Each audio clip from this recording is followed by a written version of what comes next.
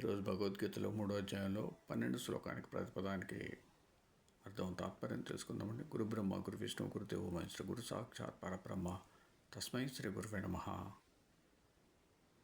ఇష్టాన్ భోగాన్ హి ఓ దేవా దాస్యంతే యజ్ఞ భావితాః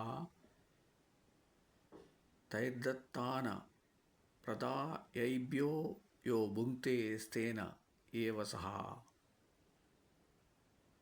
దేవాః దేవతలు యజ్ఞభావితాః యజ్ఞాలచే సంతుష్టులై ఇష్టాన్ వాంఛితాలైన భోగాన్ భోగ్య వస్తువులను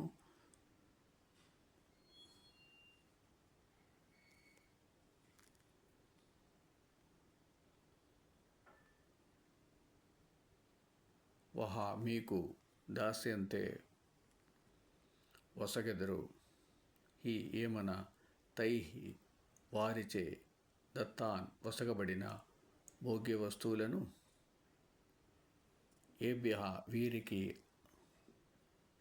అప్రదాయ నివేదించకుండా యహ ఎవడు భుంక్తే భోగిస్తాడో సహా అతడు స్తేన ఏవ దొంగయే.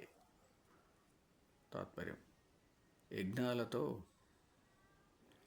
దేవతలు ఆరాధితులే మీకు వాంఛిత భోగాలను ప్రసాదిస్తారు కనుక దేవతా ప్రదత్తాలైన వస్తువులను దేవతలకు నివేదించకుండా భోగించేవాడు పాపియే. ఓం సమ్మ సద్గురు సాయినాథ్ మహారాజ్ కి జయ. ఓం సమ్మ సద్గురు భరద్వాజ్ మహారాజ్ కి జయ. ఓం నమో వాసుదేవాయ నమః.